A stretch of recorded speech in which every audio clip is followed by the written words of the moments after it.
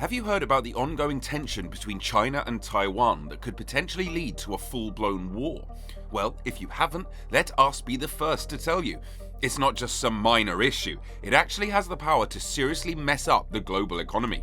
This potential war, according to the head of a major microchip manufacturer in Taiwan, could set us back decades by causing a massive disruption in the supply chain of essential semiconductors if it ever happened. Now, you might be wondering, what's the deal with all this? Well, that's exactly what we're going to dive into in this video. So, first things first, welcome to our channel, where we dissect all the latest happenings in the global economy space. We're here to keep you informed about what's coming down the pipeline for national economies and the world's economy as a whole. So, grab a seat, get comfy, and let's delve into this brewing conflict between China and Taiwan. Taiwan is this amazing little island about 100 miles off the coast of China that's contributing more than most countries to the tech world.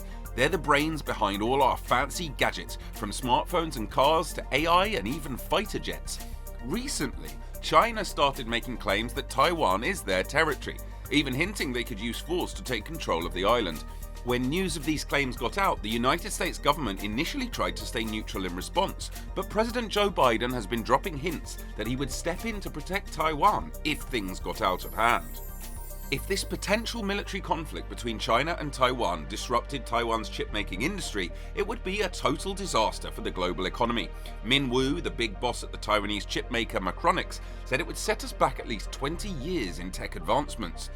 This is because Taiwan is the world's ultimate hub for microchips. They produce a whopping 60% of the world's semiconductors and a mind-blowing 93% of the super advanced ones. The US, South Korea and China also produce semiconductors, but Taiwan dominates the market, which was worth almost $600 billion last year.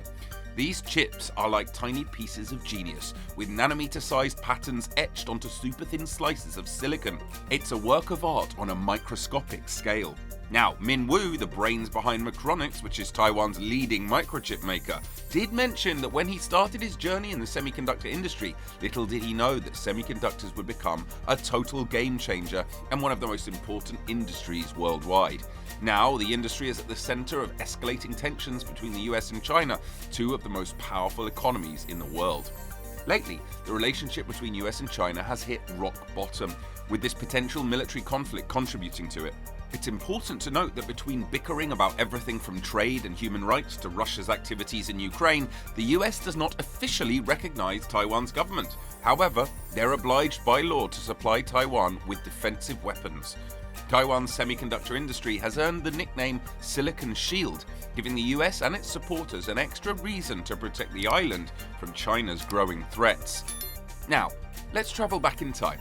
Since China was formed in 1949 after a difficult civil war, the ruling Communist Party has been claiming that Taiwan belongs to them. However, Taiwan had other plans and set up its own government, creating a classic rival situation. China's President Xi Jinping, following in the footsteps of his predecessors, claimed China wants a peaceful unification with Taiwan, but they still haven't completely ruled out using force if necessary. In dealing with these China-Taiwan tensions, the US has adopted a clever policy called strategic ambiguity. They've kept things vague and mysterious, not revealing how they would respond if China were to attack Taiwan. The idea apparently is to deter Beijing from invading and keep Taipei from doing anything inciting, like declaring independence and provoking a military response from China. And even though President Biden has seemed to break away from this ambiguity game, telling the world pretty straightforwardly that the US would jump in to defend Taiwan, willing to get involved militarily to defend Taiwan if it comes to that? Yes. You are? That's the commitment we made. The White House later clarified that their policy on Taiwan hasn't really changed. We support the One China policy. We support all that we've done in the past. Now, even though Taiwan may be small, experts like Malcolm Penn, the big boss at Future Horizons, a British semiconductor industry consultant, totally agree with Min Woo's point that a war over the island would basically bring the world to its knees. But why?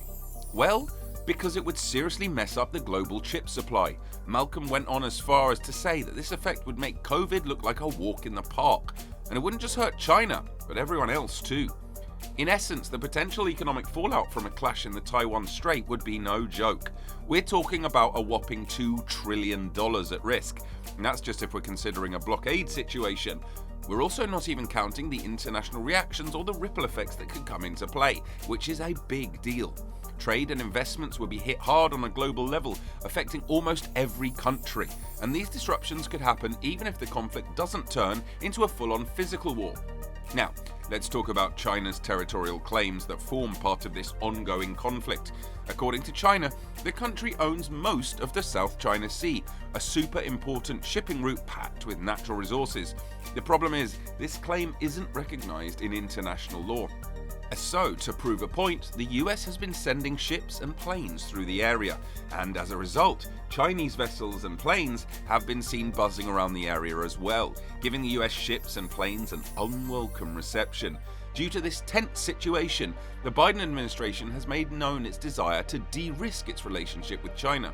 According to the government, its trade with China will still be kept open, but some restrictions will be put in place to stop China from gaining an advantage in national security or future-defining technology. In line with this, Biden slapped some serious export controls to stop China from getting their hands on certain types of semiconductor chips made with US technology last year. And these controls have caused a ripple effect around the world. For instance, because of these controls, companies like Micronix now can't sell their fancy chips to China anymore, their biggest previous trading partner. Of course, the Chinese government hasn't been happy about these export controls, calling them an abuse of trade measures to protect the US's technological hegemony. And a bunch of industry experts actually agree with China. They think the US's attempt to control the market is the government just shooting themselves in the foot. Because these export controls might delay China's technological progress, but they wouldn't stop them in the long run. According to Malcolm Penn, it might take them a decade, but China's got the resources, the know-how, the money, and the market to catch up, and they've also got the need. Just this week alone, Colette Kress, the CFO of American tech giant Nvidia, said at an investor conference that if the US continued to introduce any new restrictions, it would simply be the government waving goodbye to endless opportunities for it to compete and rule in one of the world's biggest markets. This is because currently the US, which produces around 10% of the world's semiconductor chips, is trying to crank up its domestic manufacturing game, throwing around tax incentives for projects like the massive $40 billion factory being constructed in Arizona by the TSMC. However, building up an industry like that is going to take time. According to Min Woo, we're talking a solid 10 years, maybe more. So it's up to the US government to take things steadily with their build-up in the microchip industry. At the end of the day, the fate of the semiconductor industry and our access to all those nifty devices it powers rests in the hand of the leaders in China, Taiwan, and the US. These governments have to use their brainpower and make the right call. That's the only way out of this mess. Wise decisions is surely the solution. We really hope you had a blast watching this video just like we did making it. If you did enjoy it, don't forget to give it a thumbs up, subscribe to our channel, and smash that notification bell so you'll never miss any future updates about the global economy space we bring to the table. And hey, we always love hearing from you, so drop your thoughts and feedback in the comments section below. Let us know what you're thinking about this whole conflict. Until we meet again, take care and stay tuned for more.